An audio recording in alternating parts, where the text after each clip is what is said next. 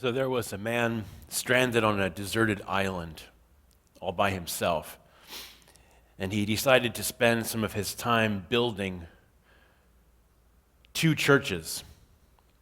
He spent years constructing two churches on his island all by himself. And after 20 years, someone came and finally found him and was astonished to find these two churches standing there and this one ragged, lonely man. He said, "This is amazing, but why did you build two churches?"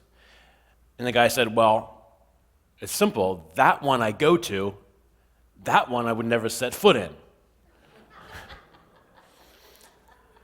There's something about us as human beings that likes to know where we stand and where we absolutely will not stand. Helps us know who we are and who to trust. And I think Nicodemus, when he comes to Jesus, is trying to figure out if he can trust him, if he should trust him. And maybe he was also trying to figure out what's going on inside of him. This rabbi Jesus is stirring something up inside of Nicodemus. Jesus is pushing things around and raising questions and causing problems. And maybe that's why Nicodemus woke up disturbed in the dark of night and decided, I'm going to go find Jesus. Sometimes I wake up in the middle of the night. You might too. I don't know. There's something about waking up in the middle of the night that makes everything seem more sort of heavy and anxious and fearful. Or sometimes, when you're awake in the middle of the night, things seem suddenly clear. Like, oh yeah, I got to pay attention to that. I got to remember that. Sometimes I take notes when I'm up in the middle of the night because there's a kind of clarity that you want to pay attention to. Maybe that's what was happening to Nicodemus. Jesus was getting popular, and he was gaining popularity as kind of a freelance rabbi. And this kind of worried Nicodemus probably, and his other religious leaders like him. But this nighttime anxiety for Nicodemus seems to show that he was also torn. Jesus boiled the teachings of the law, the religious law, down to love of God with your heart, soul, and mind, and love of neighbor as yourself. And that was fine with Nicodemus, I'm sure. That's straight out of the Torah. He knew that. But Jesus also seemed to be willing to step outside of tradition, long-established tradition and religious law, if he felt that these things stood in the way of these higher laws of love of God and neighbor. This was a little troubling to Nicodemus. But on the other hand, Jesus also was performing signs. The Gospel of John calls them signs. He healed. He made things different, turned water into wine, as if the new kingdom of God was here on earth right now, and it was time to begin celebrating. Jesus was clearly full of God's power and love, and they noticed this. And this is rolling around Nicodemus' head, and he comes to Jesus, and what he says is, "We know you must be a teacher from God, but," and you'll notice that it isn't written there, but there definitely is a but coming from Nicodemus. And I think the but is, but why don't you just become one of us? What are you waiting for? Nicodemus and his friends want to know who exactly Jesus is and what he's up to. Is he going to help them build the church that they're a part of? Or is he pushing them toward the church they never want to set foot in? But Jesus, it seems in this passage, doesn't want to talk church with Nicodemus. He doesn't want to talk about the law or the temple or the traditions. Instead, Jesus gets all mystical on Nicodemus. It freaks him out. He says, you've got to be born anew, born from above. Nicodemus is being offered from Jesus a completely new experience, a new creation. Not exactly starting over, but opening up to the life of the Spirit within him, kind of like making room to listen to what God is saying to him. And for this wise man, a respected teacher, a person with at least some power, this is going to take some humility to empty himself out and make space for something new. He would have to empty out some of that cluttered space. How does a grown person do that? Get reborn, as Jesus said. I think he's inviting Nicodemus to trust however the Spirit was nudging him in the night to come and listen to Jesus. We often give Nicodemus a hard time for coming to Jesus at night. There's lots of reasons why he might have. Maybe he was afraid. Maybe he was trying to hide the fact that he wanted to talk to Jesus. Maybe he was embarrassed or concerned about what his peers might think. I don't know. But he might have also been responding to this call in the dark, this kind of clarity, a moment offering him to learn something from Jesus, to open himself to Jesus. I know I hear things sometimes in the night. As I said before, you notice things that you might be neglecting. Years ago, a high school musician friend of mine was making brief appearances in some of my dreams. And I figured out after a while that those appearances were nudging me, begging me to do more music and theater. As I remembered this friend of mine, to let that part of myself be reborn. It was a kind of a clarity in the night to take a new step in my life. It's kind of funny to me that as Jesus continues to talk to Nicodemus, he gets all confused about this rebirth thing.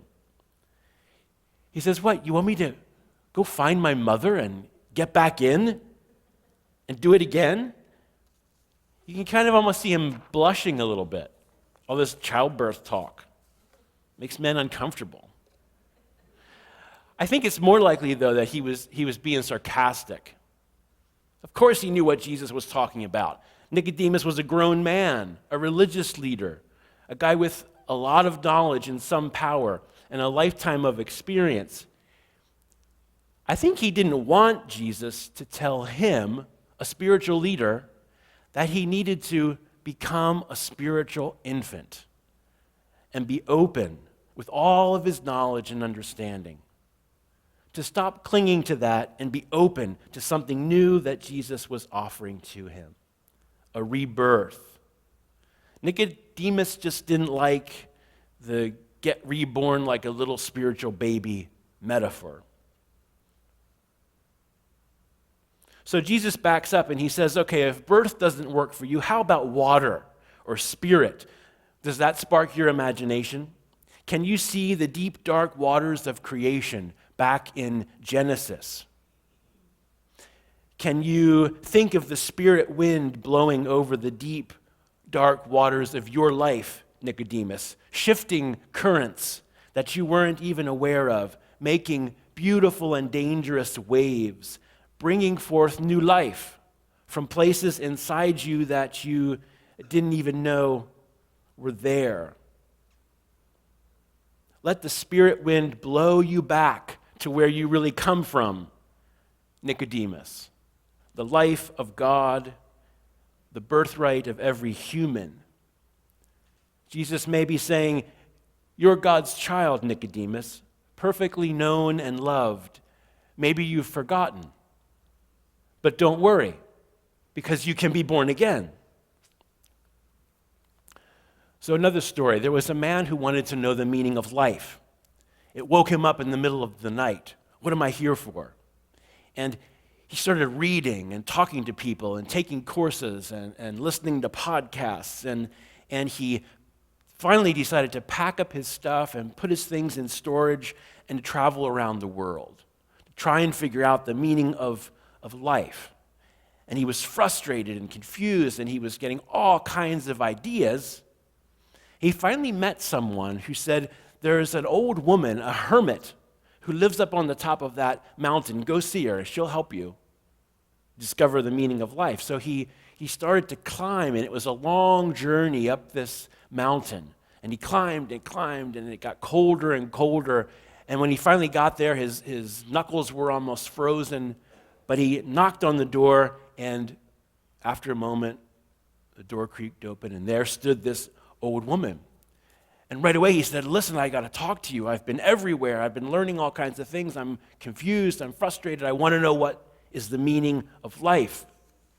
And she says, come on in and let's have some tea. And he came in with her, but he said, look, I didn't come for tea. I just want you to tell me the meaning of life. She said, we're going to have some tea. And so she sat him down and started brewing the tea, and he kept talking and explaining all of his frustrations and confusions and talking, and she, as he spoke, she put a cup in his hand, and he held it absent-mindedly and just continued to talk. And she came with the boiling tea and began to pour in his cup. And he continued to talk, and she continued to pour. And he didn't even notice when the cup started to overflow, and she just kept pouring. And the tea is pouring over him and started to burn his hands. And he says, wait a second, stop. What are you doing? This is full. There's no more room. And she said, that's it. That's it. You come to me and want to know the meaning of life, but your cup is too full. Come back when your cup is empty, and we can talk. She might have said to him, be born again. Rest and believe that you are a spiritual infant, and that's okay. The questions brought the man his fullness of desire and longing and wondering. That was all very good. But the time came when he would have to let go and be still and prepare to make room for something new.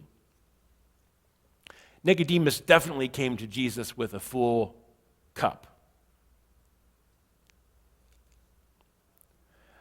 So it makes me want to ask the question, how do we empty ourselves? And what does that even mean? And what about those middle-of-the-night anxieties or worries? Not just people to call or things to remember, but sometimes just rogue anxiety. I mean, you don't know where it's coming from. Just an empty sort of weight. And it feels worse at night. Maybe it's just the human ache of frailty and fear and mortality. And this is where this crazy story about the snake comes in. That's here in John chapter 3. Nicodemus knew that story about the snake on a pole from the Torah, from the book of Numbers, where the Israelites are in the desert between slavery in Egypt and the promised land, and they got bit by poisonous snakes. So Moses did the obvious thing. He put a bronze snake on a pole and lifted it up. And he said, God has said, if you look at the snake, you will be healed. It's a strange story, a weird story. Lifting up a snake and looking at it to get healed. And unfortunately, that bronze snake became one of Israel's infamous idols. Later, some king destroyed it. But Jesus brings back this story to us in a new way in this passage in John 3. He says, I must be lifted up like that snake. I'm the one you'll look at and send all your darkest worries and fears and anger and destructiveness onto. All your sin, in fact, you might say. Stop inflicting it on yourself and on others. Look at me, I'll take it and restore you to what you really are. You'll be born from above with water and spirit and return to the original birth of all things and all people in creation, God's beloved children forever. Maybe this is where trust comes in. Nicodemus is being asked to trust Jesus, and so are we. In the joke about the two churches, maybe the church we go to is full of everything that we trust about ourselves, even our pride and certainty, our skills and knowledge. And the one we don't set foot in, maybe that's where we hide all the stuff we don't want to deal with. Jesus is saying, trust me with that stuff too. You may be confused about where you stand sometimes. I certainly am. But Jesus says, no, wherever you are, I'm strong enough to stand there with you and to lead you always into life. So at the cross, in this season of Lent, as we move toward that story, Jesus gets hit with all the worst of who we are. The violence and abuse of power we use to scare each other, to scare people into doing what we want, to protect our stuff, to kill what we hate and fear, and to convince ourselves that we are the good guys. It's the worst of what we can be. But it can't stop or silence the love of God or the life of Jesus within us and for us. God's eternal love in human form.